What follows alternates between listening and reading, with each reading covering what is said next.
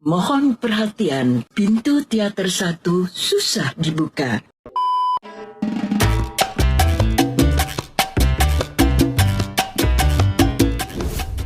Kali ini saya mau menceritakan rangkaian terakhir dari seluruh film Dewa Judinya Kocun. Meski bukan dibintangi oleh Chow Yun-fat lagi, tapi bisa dipastikan bahwa film ini masih satu universe alias masih satu semesta. Karena penulis dan sutradaranya adalah sama, yaitu Wong Jing, si pencipta karakter Kocun itu sendiri.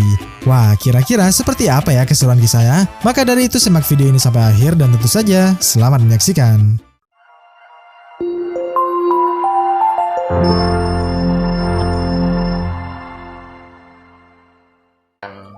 Assalamualaikum warahmatullahi wabarakatuh ya. Selamat datang di channelnya Reaction Populer. Nah, pemirsa, kali ini Reaction Populer akan membawakan beragam video unik lainnya yang ada di dunia, ya kan? Bukan hanya di dunia saja loh, tapi di akhirat juga ada. Nah, seperti apa sih videonya? Oke, kita langsung saja. Tapi sebelum itu, kita dukung terus channel saya. Jangan lupa untuk subscribe, like, dan komen di video saya, oke? Oke, kita langsung saja kita saksiin nonton videonya tanpa basa-basi. Ya, kalau udah basi pasti kita nggak bakal tonton lagi, ya kan? Aja. Oke, kita langsung saja kita tonton videonya. Ya, seperti ini kita lihat awal-awalnya. Pada tahun 1986, sebelum Kocun didaulat menjadi dewa judi, Kocun seringkali berhadapan dengan hal-hal berbahaya yang mengancam nyawanya. Suatu hari, Kocun terlihat sedang sendirian di kursinya sambil memainkan kartu remi. Tak lama, datanglah sesosok pria berwajah dingin yang mau menjemputnya untuk bertanding judi. Tapi sebelum bertanding, Kocun ingin menemui seorang gadis terlebih dahulu. Setibanya di rumah sakit, Kocun menjenguk sesosok gadis berambut pendek yang sedang terbaring koma di atas ranjangnya. Adapun nama dari gadis ini adalah Anita. Kemudian kita dibawa ke masa lalu, tepatnya di tahun 1969, masa di mana Kocun dan Anita masih anak-anak. Suatu pagi, Kocun yang ternyata rambutnya sudah klimis sedari kecil terlihat pulang sekolah bersama ajudannya. Saat itu, ajudan tergiur untuk bermain judi jalanan yang ramai akan pengunjung. Lalu mulailah sang ajudan memasang uangnya. Kocun menyarankan agar ajudan bertaruh pada dadu kepiting saja.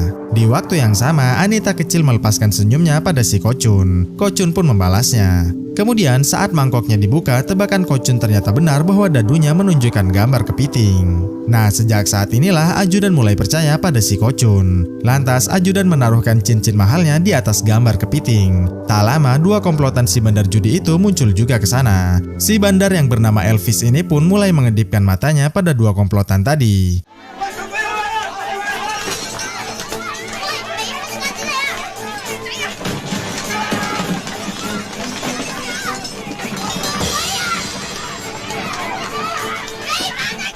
Meski masih bocil, tapi Kocun yang pemberani tetap mengejar Elvis demi meraih kembali cincin mahal ajudannya.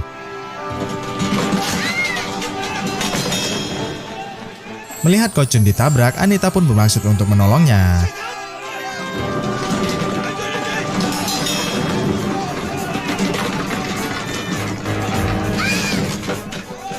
Dan dahi Anita pun terluka akibat kena paku gerobaknya pedagang. Sudah pasti Elvis sang ayah bergegas membawa Anita kabur.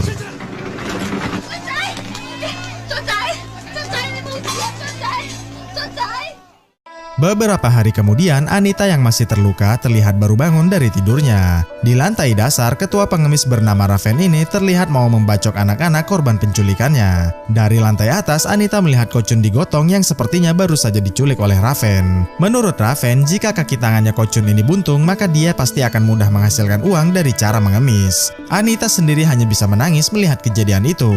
Untungnya, sesaat Raven mau memotong tangannya Kocun, tiba-tiba saja ada orang yang datang. Ternyata dia adalah Ken Lang, orang tajir yang biasa membeli anak penculikan untuk diasuhnya. Ken Lang mau membeli Kocun seharga 9 juta rupiah. Harga itu sudahlah wajar mengingat bocah bernama Kongo ini dulu juga dia beli dari Raven.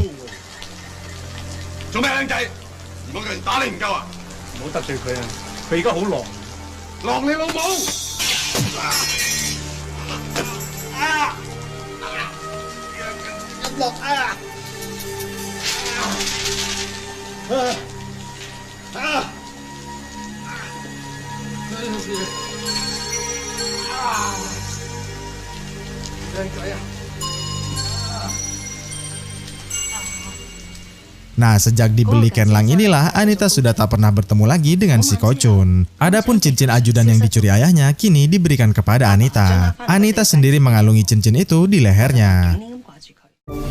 17 tahun kemudian, tepatnya di tahun 1986, Anita tumbuh jadi seorang gadis pemilik kasino Mahjong. Karena Elvis ayahnya sekarang sudah menjadi orang terpandang di sebuah geng bernama Triad. Saat itu Anita sedang bermain mahjong dengan seorang bos geng bernama Frankie. Frankie yang kurang ajar bersedia membayar mahal Anita untuk menemaninya tidur. Tentu saja Anita menolaknya mentah-mentah dan menyuruh Frankie untuk operasi plastik saja terlebih dahulu. Mendengar kesombongan Anita itu, Frankie pun hendak mengerahkan kacungnya untuk memberikan pelajaran padanya. Lalu Anita menegur Aso yang membiarkan orang asing makan di tempatnya ini. Aso bilang bahwa orang asing itu berasal dari Vietnam serta pandai bertarung. Dan inilah wujud dari orang asing yang dibicarakan oleh Anita tadi. Melihat tato kalajengking di tangannya, dapat dipastikan bahwa orang ini adalah Charles pada masa mudanya. Buat yang belum ingat, Charles si sahabat dan pengawal dewa judi itu memang punya tato kalajengking di tangannya. Di depan Anita, Charles mengaku sebagai bekas komandan perang Vietnam saat melawan Amerika. Karena Anita sudah memberinya makan, maka Charles bersedia bertarung untuk Anita. Tentu saja Anita menolak dan meminta Charles untuk bekerja merapikan meja mahjong saja. Jika kerjanya bagus, maka Charles akan dikontrak sebagai karyawan tetap di sini.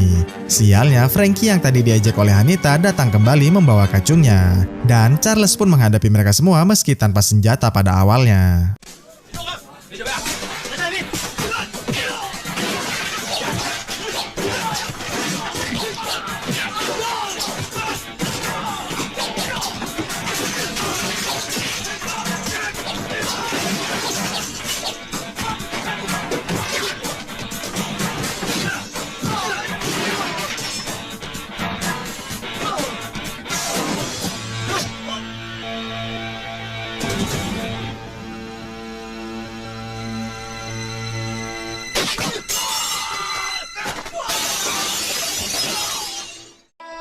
Setelah mengatasi Frankie, Anita mengajak Charles ke kasino bawah tanah milik Elvis ayahnya. Di sana, orang yang bermain adalah orang-orang kaya semua. Saat Anita sedang gelendotan pada ayahnya, tiba-tiba saja Anita sadar jika di sini ada Ken Lang, orang yang pernah membeli Ko Chun dulu. Lepas itu, Anita melirik ke arah belakang yang ternyata ada Ko Chun, sesosok pria yang pernah dia selamatkan di waktu kecil dulu.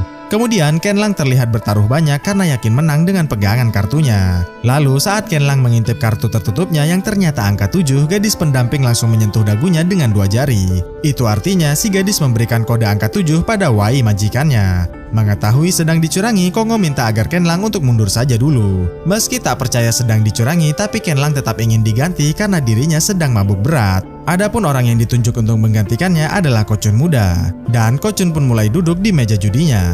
Baru saja mengganti posisi ayah angkatnya, Ko Chun berpura-pura tak tahu apa-apa dengan bertanya lebih besar manakah straight dengan tuper. Tentu saja Elvis menjawab straight alias seri. Mendengar itu, Ko Chun pun langsung menaruhkan banyak uang untuk kartunya itu. Karena tak ada yang punya kartu lebih tinggi daripada straight, maka mereka berdua pun menutup kartunya tanda bahwa mereka telah menyerah. Namun sesaat kartunya dibuka, ternyata itu bukanlah straight melainkan one pair saja. Sudah pasti mereka berdua jadi merasa tertipu. Tapi Ko Chun ngeles bahwa dia sedang salah lihat kartu saja tadi. Ditambah lagi Ko Chun mengaku masih pemula. Ternyata kemenangan Ko Chun itu bukanlah kebetulan semata. Karena Charles si mantan komandan perang ini mengetahui bahwa sedari tadi Ken Lang dan Kongo berbicara menggunakan bahasa bibir. Setelah Ko Chun menang, Wai memberikan cek uangnya yang senilai 18 miliar rupiah. Sebelum benar-benar keluar, Ko Chun sempat menatap mata Anita, begitu pula sebaliknya. Sebenarnya Ko Chun lebih melirik ke cincin hijau milik mantan ajudannya yang sedang dikalungkan oleh Anita. Dan Ko Chun pun resmi keluar.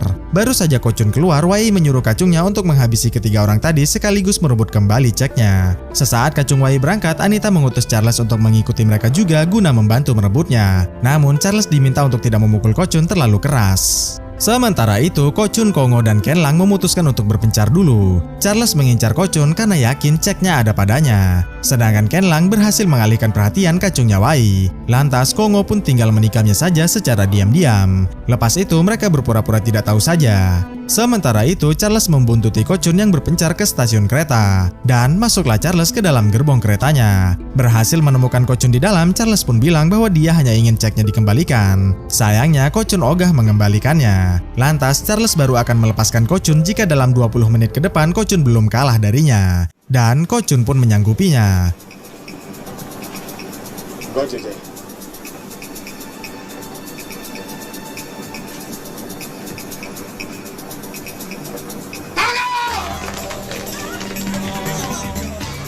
Sebelum benar-benar bertarung, Ko Chun masih pemanasan dulu, begitu pula dengan Charles.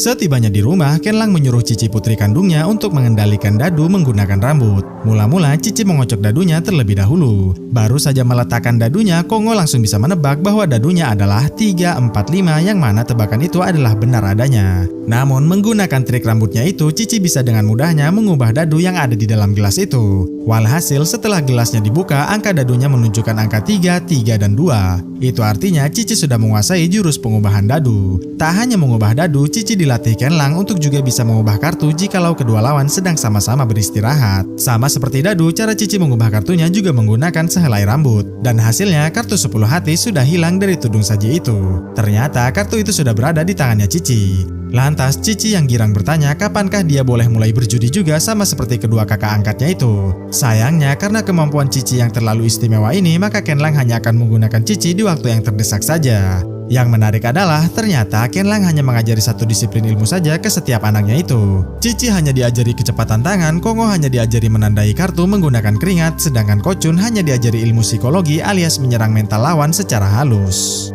Usai mengajar Cici, Ken Lang berucap bahwa Ko Chun lah anak angkat yang paling dia sayangi. Sebab Ken Lang merasa bersalah karena waktu ayahnya tewas terbunuh, Ken Lang tak sempat menolongnya. Maka dari itulah Ken Lang bersedia membeli Ko Chun dari Raven si penculik itu. Di dalam hayal ini pula lah sang ibu memberitahu jika pembunuh ayahnya adalah orang aneh yang selalu tersenyum pada si Ko Chun. Saking anehnya, Ko Chun pasti akan merasa takut jika melihat senyumannya. Baru saja sadar dari hayalnya, Ken Lang berucap bahwa dia ingin mendaftarkan Ko Chun dan Kongo ke sebuah kompetisi bertajuk Dewa Judi. Karena barang siapa yang menang, maka dia akan dijadikan presiden dari kasino di seluruh Asia Tenggara. Hal ini dilakukan agar nama baik kasino Asia Tenggara bisa terangkat dan kembali diakui oleh Eropa dan Australia.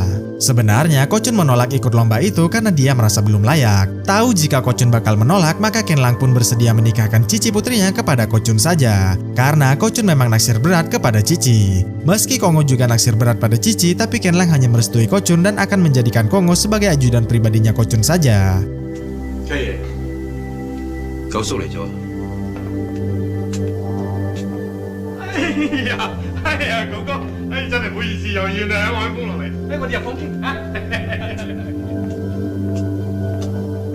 Kongo yang tadi sempat menguping ucapan Ken Lang pun jadi makin merasa benci pada si Ko Chun.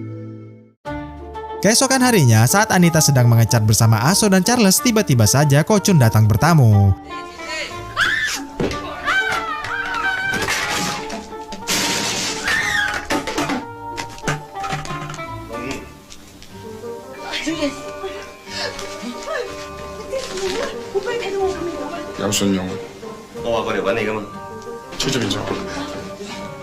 Adapun tujuannya kemari adalah untuk menemui Charles sesuai dengan janjinya yang di kereta waktu itu. Ko Chun mengundangnya menonton lomba Dewa Judi tingkat Asia Tenggara yang akan diselenggarakan di Macau. Karena Ko Chun tak punya banyak teman, maka Ko Chun mengundang Charles saja meski baru dia kenali. Dengan ilmu psikologinya, Ko Chun bisa tahu jika Charles ini bukanlah orang jahat. Tak lama, datanglah pada mereka Anita yang sudah lama naksir berat pada Ko-chun. Anita bertanya apakah Ko-chun ini mengingat dirinya ataukah tidak. Ternyata Ko-chun mengingat Anita meski kejadian itu sudah 17 tahun yang lalu. Yang paling Ko-chun ingat adalah saat Anita menyelamatkannya hingga membuat dahinya jadi terluka. Karena sudah sama-sama ingat, maka Anita mengembalikan cincin hijau ajudan Ko-chun yang dulu sempat dipertaruhkan. Dan Ko-chun pun mulai memakai cincin itu di jari tangan kirinya. Jadi inilah alasan kenapa Ko-chun selalu memakai cincin hijau di kelingkingnya. Usai memakai cincinnya, Anita sempat bertanya apakah Ko-chun ini sudah punya pacar ataukah belum. Sayangnya Ko-chun bilang sudah, yaitu Cici, putrinya Ken-lang. Lepas itu Ko-chun pun pamit pulang.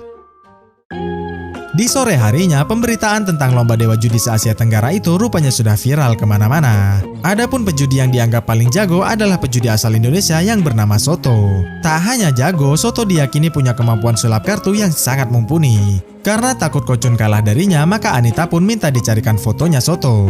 Tujuannya sudah pasti untuk diberikan kepada tukang santet jalanan agar besok Soto kalah dalam lomba Dewa Judi. Keesokan harinya, di Makau hendak dimulailah lomba Dewa Judi tingkat Asia Tenggara. Tak lama datanglah Soto, wakil dari Indonesia.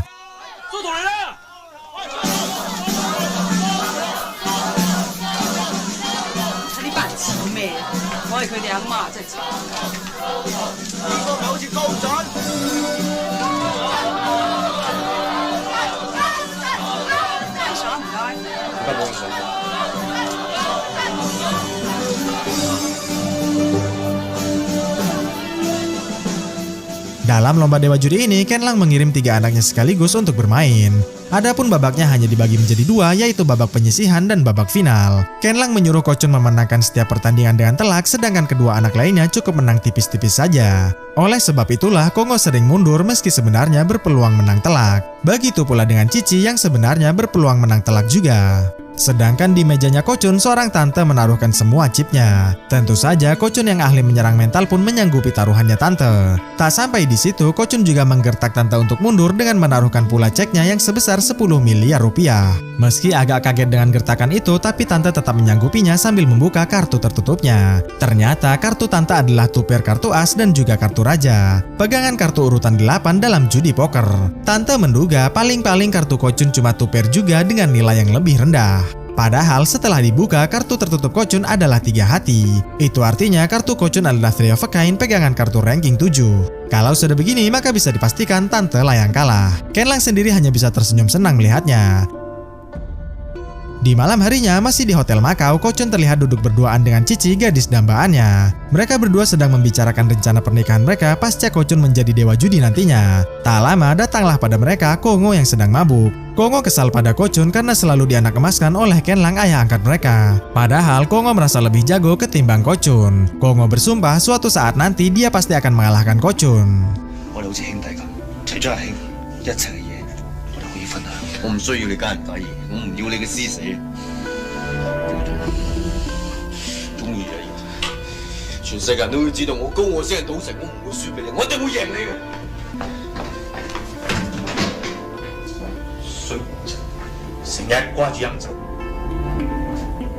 Baru saja masuk, Ken-lang menyuruh putrinya untuk keluar dulu sebentar. Usai Cici pergi, Ken-lang memberikan Ko-chun pistol berbentuk lipstik untuk berjaga-jaga besok.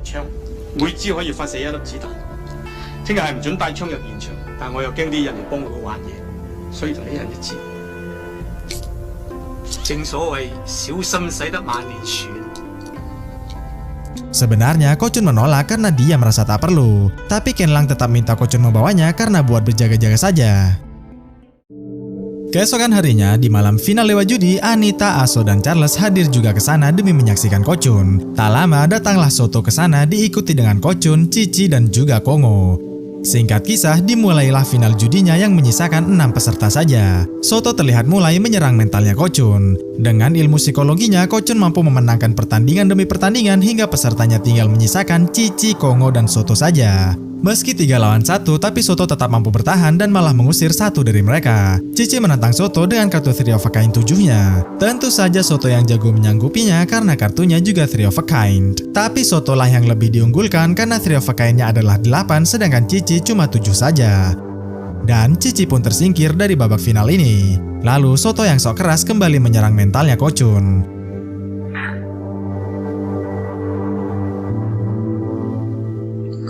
俊都唔係好襯啫，嗬？唔係幾襯？你講嘢都冇味道嘅。咩啊？對唔住咯，阿叔。 Setelah pemain tersisa 3 saja dari kejauhan, Ken Lang meminta Kongo untuk terus meladeni Soto.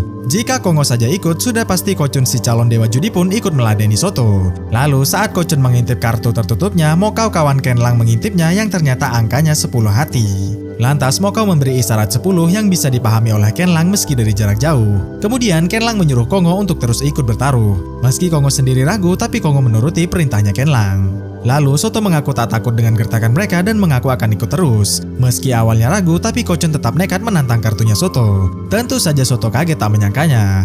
Agar Soto mundur, Kochun menggertak lagi dengan menaruhkan seluruh uangnya yang ada di bank Swiss. Menganggap sudah tidak ada lagi peserta yang mampu menjawab taruhannya, tiba-tiba saja Ken Lang mengaku telah menemukan uangnya Kongo yang terjatuh. Itu artinya Ken Lang sengaja membuat Kongo untuk ikut meladeni Kochun. Melihat kartu tertutupnya yang jelek, maka Soto pun mundur saja daripada makin kalah banyak nantinya. Hey, 阿蘇圖啊，書正失無，返到屋企俾老婆。 Selagi panitia memeriksa ceknya Kochun dan Kongo, maka pertandingan pun dijeda dulu sebentar. Kochun ingin bertanya pada Kongo, tapi Kongo yang benci pada Kochun langsung pergi berlalu. Lantas pergilah Kochun ke toilet untuk menenangkan dirinya. Tiba-tiba saja Ken Lang muncul ke sana demi membicarakan hal penting. Kochun bertanya kenapa Ken Lang membiarkan Kongo ikut meladeninya. Padahal di awal lomba dewa judi ini Ken Lang ingin Kochun lah yang jadi juaranya, sedangkan kedua saudaranya itu disuruh mengalah. Akan tetapi inilah tujuan Ken Lang yang sebenarnya. Ternyata Ken Lang sengaja membuat Kochun terlalu tangguh alias overpower agar para penonton menaruhkan banyak uang pada Kochun bukannya pada Kongo. Sedangkan Ken Lang bertaruh pada Kongo. Kalau semua orang yang bertaruh pada Kochun kalah, maka secara otomatis Ken Lang akan memenangkan banyak uang darinya. Kurang lebih mirip dengan pengaturan skor dalam dunia sepak bola. Meski diminta mengalah, Kochun tetap menolak karena kalau sudah di titik ini yang Kochun kejar adalah pengakuan dan ketenaran bukan lagi uangnya. Mendengar itu, Ken Lang pun memakluminya. 我哋上位兄有一個好歸宿嘅，多謝。唔緊要，唔緊要。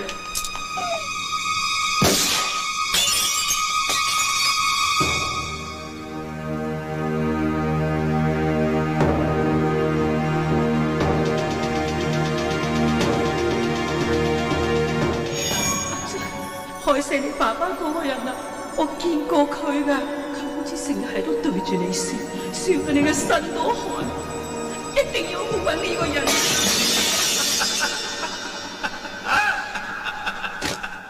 Setelah Kochun dikabarkan ditembak oleh sosok tak dikenal, maka panitia memutuskan untuk membiarkan Cici tunangannya saja untuk membuka tudung sajinya. Sedangkan Kochun dilarikan ke rumah sakit. Dengan kemampuannya, Cici mengubah kartu tertutup Kochun yang tadi 10 hati menjadi 9 wajik. Sementara 10 hatinya Kochun dipindahkan ke kartunya Kongo. Walhasil, kartu Kongo pun jadi Royal Flush, kartu tertinggi di judi poker.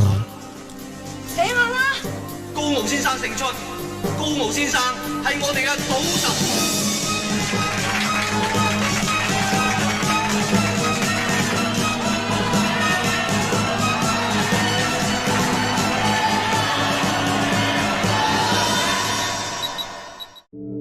Meskipun headshot, tapi beruntung nyawa Kochun masih tertolong. Sebab peluru itu meleset dari otaknya dan hanya mengenai tengkoraknya saja. Namun Kochun mengalami stroke mini yang membuatnya jadi sulit bicara serta punya kecenderungan untuk mengakhiri hidupnya. Setelah mendengar vonis dokter, Charles membaca berita bahwasanya Cici telah dinikahi oleh Kongo. Kalau sampai Kochun mengetahui berita ini, bisa-bisa Kochun menjadi ODGJ sungguhan. Oleh sebab itulah Aso pun membuang koran itu.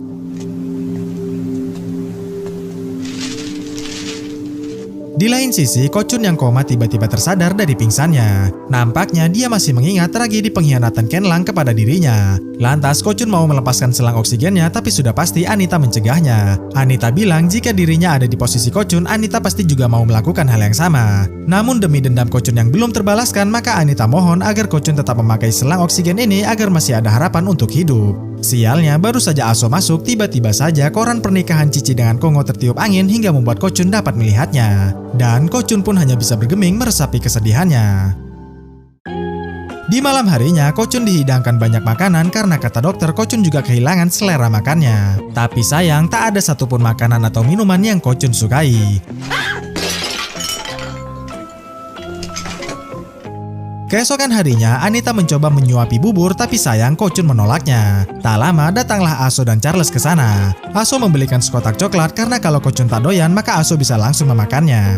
Mengetahui Ko-chun belum makan dari kemarin maka Charles pun mencekoki Ko-chun memakan semua coklatnya agar perut Ko-chun bisa terisi dan tetap hidup nantinya. Dan tak disangka coklat Fyodora yang agak pahit ini ternyata disukai oleh Ko-chun. Dan inilah alasannya kenapa Ko-chun jadi suka makan coklat.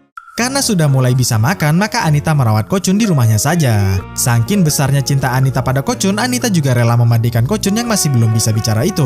Kebetulan sekali saat itu Ko-chun sedang menonton aktor Alain Delon di televisi. Sambil memandikan Ko-chun, Anita bilang jika dia mengalami sakit seperti Ko-chun ini, maka Anita lebih suka mati saja dan berharap ada yang mencabutkan selang oksigennya. Baru saja ngomong begitu, Anita juga berharap agar rambut Ko-chun dibikin klimis juga seperti Alain Delon tadi.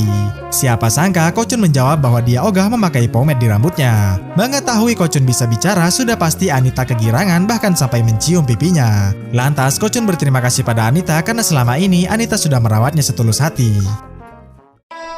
Keesokan harinya, Anita mau menuju ayahnya untuk minta uang lagi. Tapi Aso melarang karena ayahnya sedang banyak utang pada Frankie. Sudah pasti Anita tak mengindahkan himbauannya Aso. Setibanya di dalam kasino Mahjongnya, Anita kaget melihat Elvis ayahnya diinjak oleh Frankie. Frankie bilang jika Anita mau menjadi istrinya maka hutang Elvis akan dianggapnya lunas. Aso bilang itu tidak mungkin karena Anita sudah punya pacar yaitu Dewa Judi.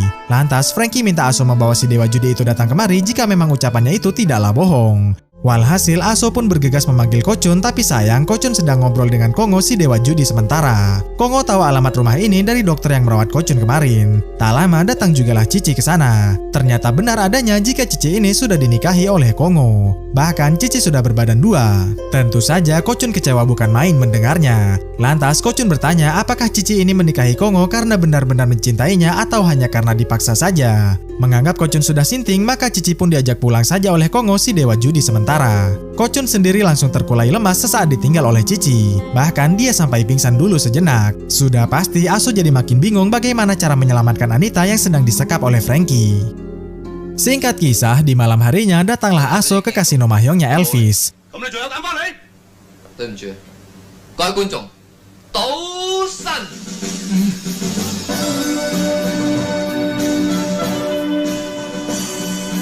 大佬啊，香港賭神真係長毛㗎喎！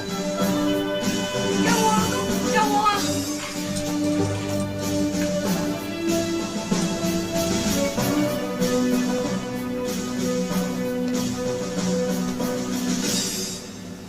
我係賭神，請你俾幾片薄面我條女放咗，唔係請你放咗我隻女。 Lantas ditantanglah Ko-chun untuk bermain judi dengannya. Adapun permainan awalnya adalah menebak angka dadu. Tanpa kesulitan berarti, Ko-chun bilang itu adalah besar. Dan ternyata benar, dadunya bernilai 12 yang berarti besar. Lalu saat giliran Ko-chun yang mengocok dadunya, Ko-chun sempat mengintip dulu dadunya. Kacung Frankie memberi kode jika dadunya adalah kecil. Sialnya setelah dibuka, dadunya berubah menjadi besar. Meski sudah kalah, tapi Frankie yang curang tetap ingin menghabisi Aso. Dan Aso pun dihajar terlebih dahulu.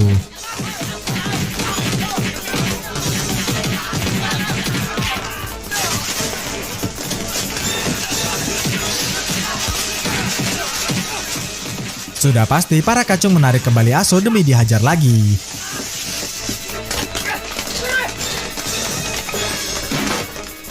Untungnya sosok itu berubah bukannya Aso lagi.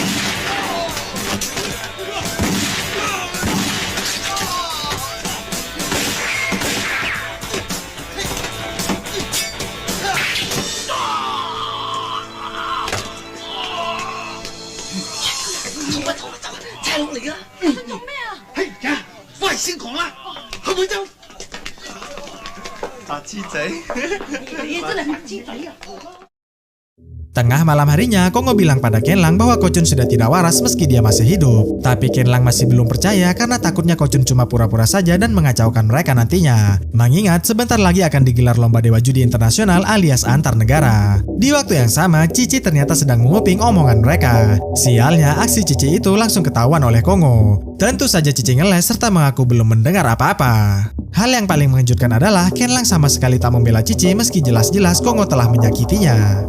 Di lain tempat, Anita dan Charles yang masih di luar rumah tiba-tiba mendengar suara teriakan Aso bahwasanya Ko-chun sedang diculik orang. Walhasil, Charles bergegas menghentikannya, tapi sayang hal itu sia-sia belaka. Saat Anita mau lapor polisi, Charles langsung mencegahnya. Karena menurut Charles, kalau memang mereka ingin menghabisi Ko-chun, maka mereka tak mungkin menculiknya. Lantas, Charles memutuskan untuk ke Makau saja besok hari.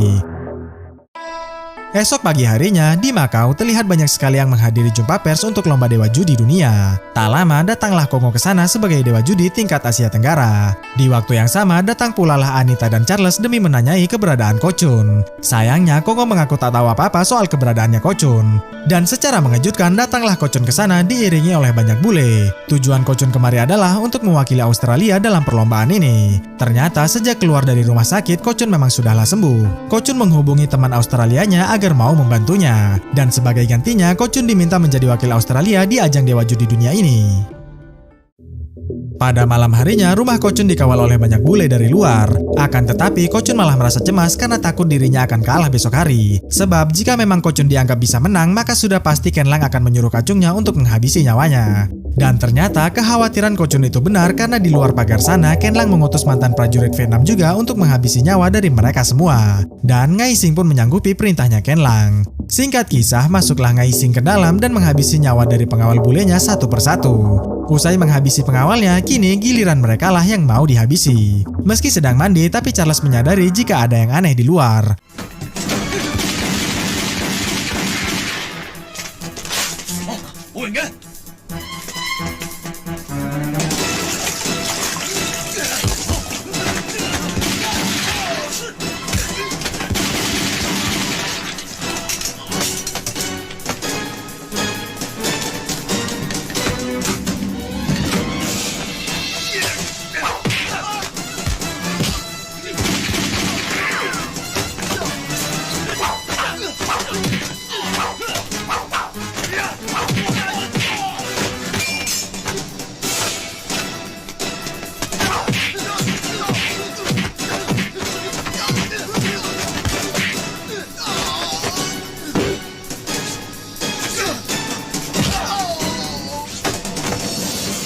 Setelah berpakaian, Charles pun kembali beraksi.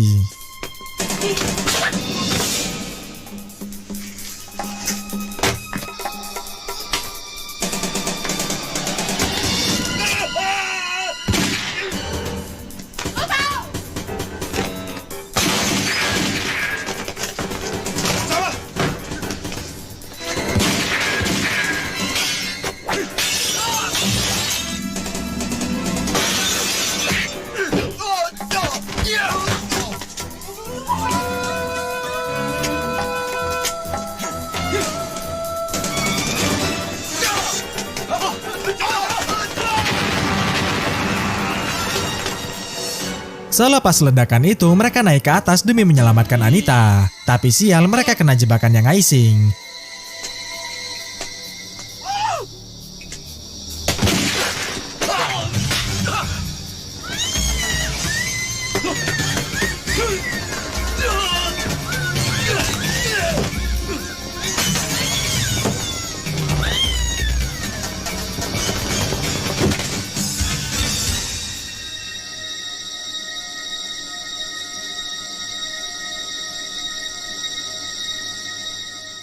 Sudah pasti Ngai Sing jadi sasaran amukan dari mereka.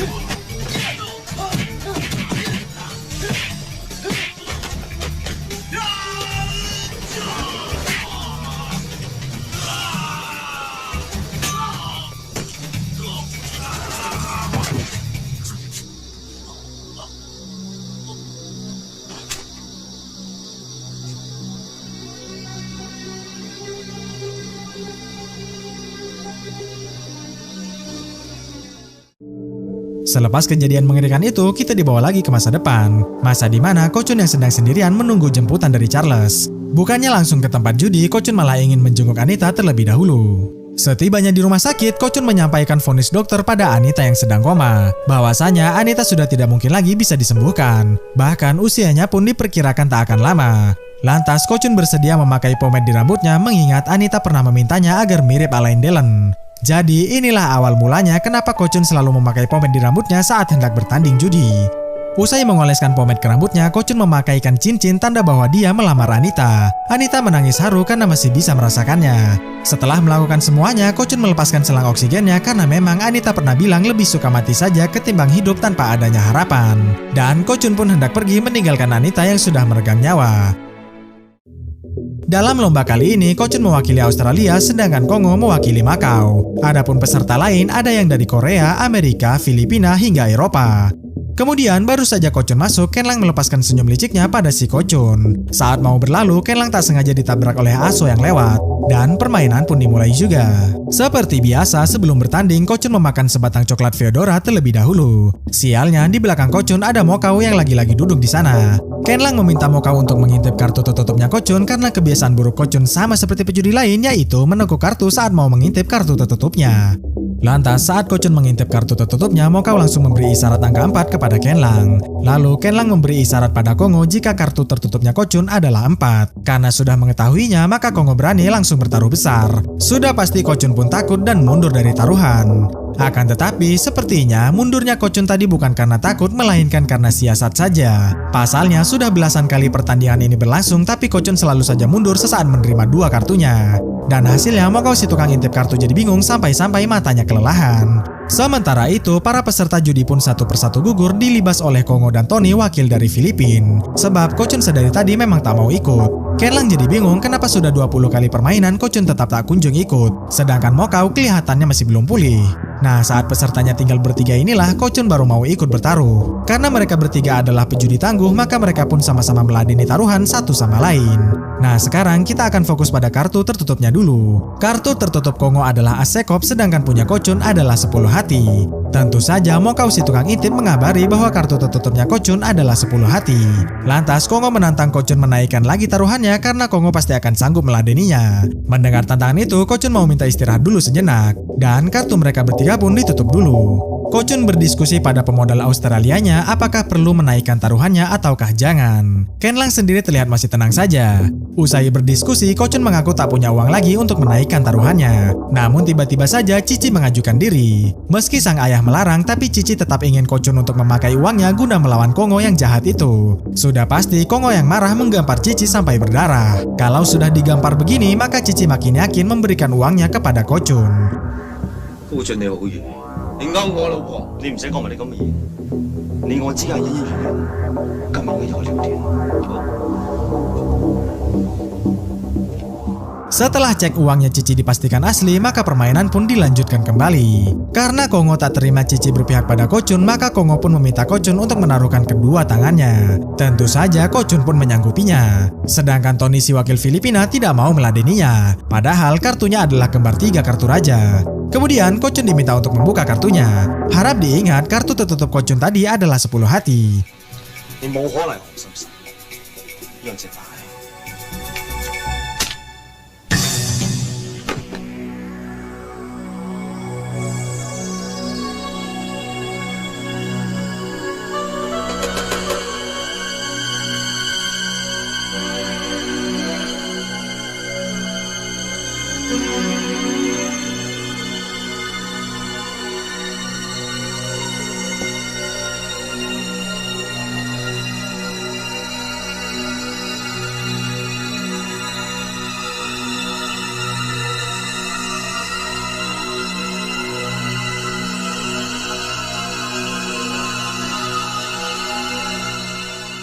Lalu giliran Kongo lah yang membuka kartunya. 呢次係一副咁嘅牌，各位紅花筍。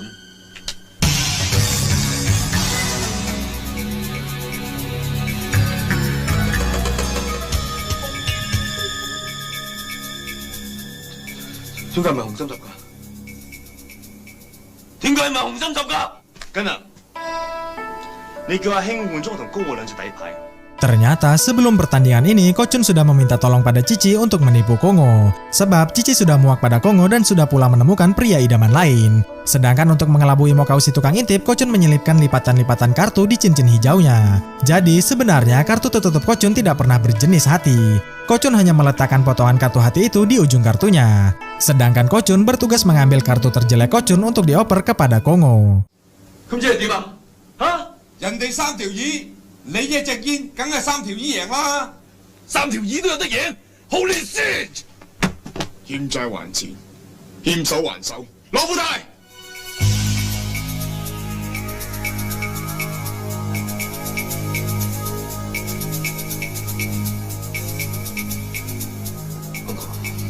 救我！我唔可以冇咗對手。而家都唔明，喺佢心目中冇晒利用價值嘅人，佢係唔會救。你呃我！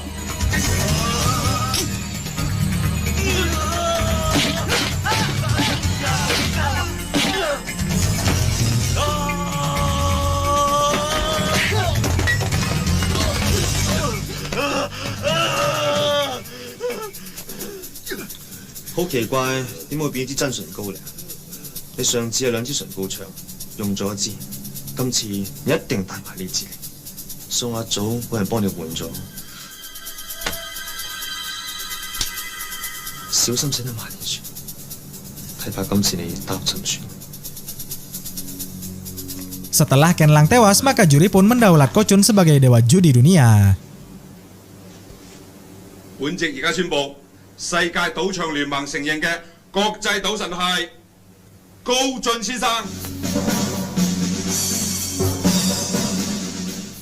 由嗰日開始就好少人見到高進，以後咧陸續有人同我講高進嘅傳奇故事，又話佢收咗2個徒弟，刀仔同星仔，仲有人話見到佢同細七一齊喺尼泊爾出現。至於係真係假，就不得而知啦。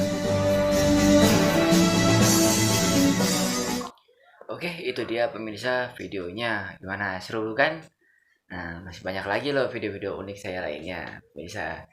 Oke, kita sampai di sini dulu ya. Kita akhiri dengan baca Alhamdulillah. Oke, bye-bye. Dadah.